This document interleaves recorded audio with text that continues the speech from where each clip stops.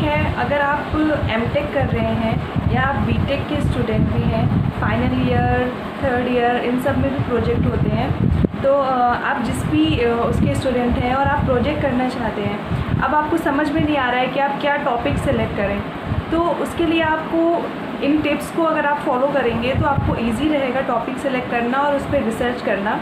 तो उसके लिए आप सबसे पहले आपको ये देखना है कि आपका इंटरेस्ट किस चीज़ में है। जैसे कि अगर आप केमिकल इंजीनियरिंग के स्टूडेंट हैं, सिविल इंजीनियरिंग के स्टूडेंट हैं, मैकेनिकल है, सीएस में कौन सी लैंग्वेज चल रही है, उसमें आप क्या इम्प्रूवमेंट कर सकते हैं, क्या कर सकते हैं, आपको ये देखना है। तो उसके लिए सबसे ज़्यादा इम्पॉर्टेंट, सबसे फर्स्ट पॉइंट जो है हमारा, आपका इंटरेस्ट। अगर आपको किसी टॉपिक पे रिसर्च करना है और वो टॉपिक आपके इंटरेस्ट का ही नहीं है, तो आप उस पर कैसे रिसर्च करेंगे? कुछ समय के बाद आपका इंटरेस्ट चला जाएगा और उस पर आप आगे रिसर्च कंटिन्यू नहीं कर पाएंगे। तो आप ऐसा टॉपिक चूज़ करिए जिस पे, मान लीजिए आप बीटेक में हैं, आपने कोई रिसर्च टॉपिक चूज़ करा, बट आपको पता है कि इसमें और भी बहुत सारी चीज़ें हम कर सकते हैं, कुछ इन्हेंसमेंट हम कर सकते हैं, तो आपका इंटरेस्ट होना चाहिए उसमें। तभी आप अगर आप एमटेक करते हैं तो सेम टॉपिक को लेकर के आप उसमें न्यू इन्हेंसमेंट करके या उससे कुछ रेलेवेंट करके, उससे रिलेट करके कि मैंने लास्ट टाइम ये किया था, इस तरीके से मैं इसमें ये कर सकता हूँ।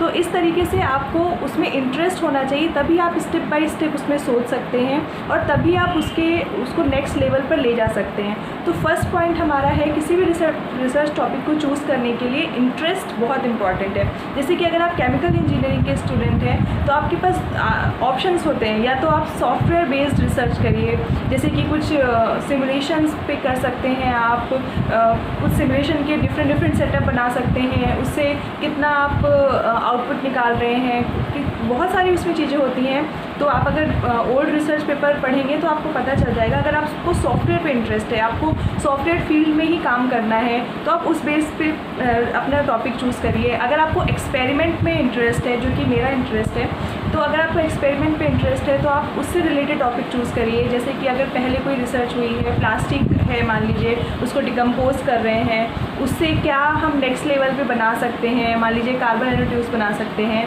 उससे उसको हम क्या यूज़ कर सकते हैं। हम अगर आप जनरल यूज़ में देखें तो उससे क्या यूज़ कर सकते हैं, उस पर बेस्ड कुछ रिसर्च पेपर भी हो सकते हैं, आप उसमें क्या इन्हेंसमेंट कर सकते हैं। तो सेकेंड पॉइंट हमारा इससे आता है कि आप उसमें क्या इन्हेंसमेंट कर सकते हैं।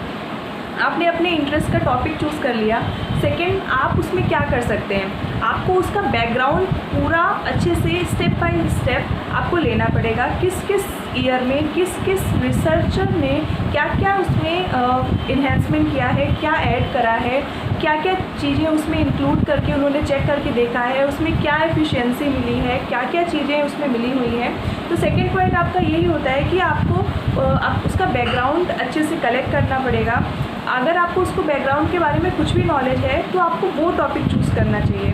अगर आपने किसी के बारे में, जब आप पढ़ते हैं, आप केमिकल इंजीनियर हैं, आप सिविल इंजीनियर हैं, मैकेनिकल इंजीनियर हैं, हीट ट्रांसफ़र का कोई टॉपिक है और उसमें आपको बहुत अच्छा आपकी ग्रिप है, हीट एक्सचेंजर ही है मान लीजिए, उसमें बहुत सारी रिसर्च हुई हैं, पहले हमारे रिसर्च क्या था, अभी वो बहुत सारी चीज़ें हो गई, कॉम्पैक्ट हो गया है, इकोनॉमिक हो गया, ऑप्टिमाइजेशन कर सकते हैं आप। तो आपके पास बहुत सारे ऑप्शंस होते हैं, तो आप क्या करना चाहते हैं।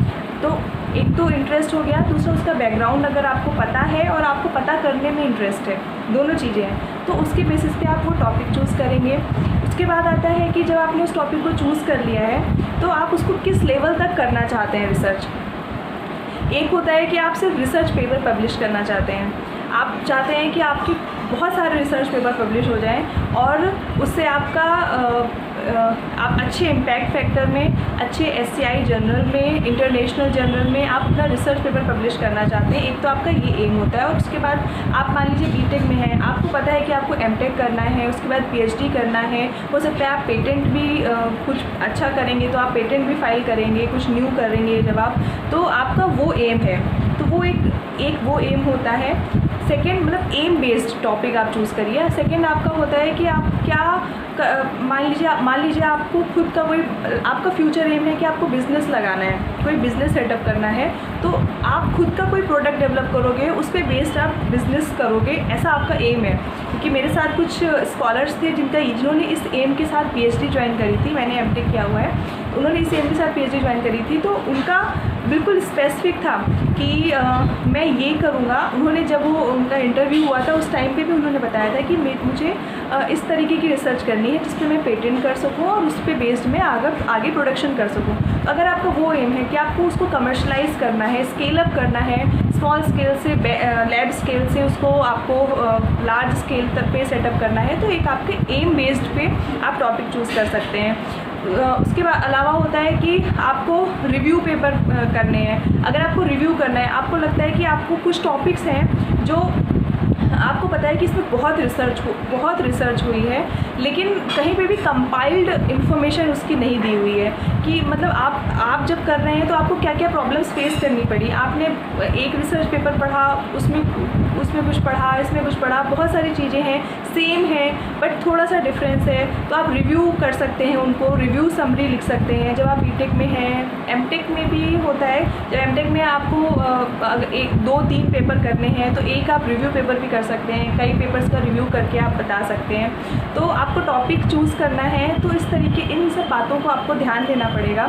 आप किसी भी फील्ड में हैं, आप मान लीजिए आप फिज़िक्स के स्टूडेंट हैं, आप पीएचडी कर रहे हैं, आपको रिसर्च करनी है, तो वो जो टॉपिक आप चूज़ कर रहे हैं वो टॉपिक किसी भी लेवल पे हो, आपको उसको किस लेवल पे ले जाना है, आप उसमें कितना नया न्यू थिंग इंक्लूड कर सकते हैं।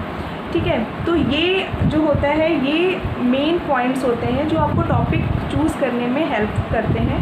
तो आई होप आपको ये वीडियो पसंद आएगा और आप इसके बेसिस पे अपने टॉपिक को ईज़िली सेलेक्ट कर पाएंगे और उस पर काम करेंगे और अच्छे से काम करेंगे, क्योंकि आप जो प्रोजेक्ट वर्क करते हैं वो आपको आपके रिज्यूमे में इंक्लूड हो जाता है और वो आप कभी भी कहीं इंटरव्यू के लिए जाते हैं तो आप बता सकते हैं कि आपने इस पे काम किया है, आपने किस लेवल तक काम किया है, आपने न्यू प्रोडक्ट डेवलप किया है।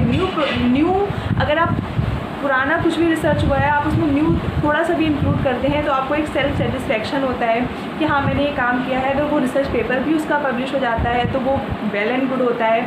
मेरे भी 2 रिसर्च पेपर पब्लिश किए हैं मैंने एमटेक में, तो मुझे भी अच्छा लगता है कि मैंने कुछ काम किया। तो नेक्स्ट वीडियो में मैं आपको ये बताऊंगी कि आप अपने रिसर्च पेपर को ईज़िली कैसे पब्लिश कर सकते हैं। आप बहुत ज़्यादा एफर्ट नहीं करना चाहते हैं, लेकिन आप चाहते हैं कि आप क्वांटिटी ज़्यादा नहीं करें लेकिन क्वालिटी वर्क आप करना चाहते हैं, तो मैं आपको उसकी भी टिप्स दूंगी। तो उसके लिए आपको मेरे साथ कनेक्टेड रहना पड़ेगा। आई होप आपको मेरी इन टिप्स से कुछ हेल्प मिलेगी, आप अपना टॉपिक अच्छा सेलेक्ट करेंगे जिसके बेसिस पे आपका फ्यूचर ब्राइट होगा and all the best for that.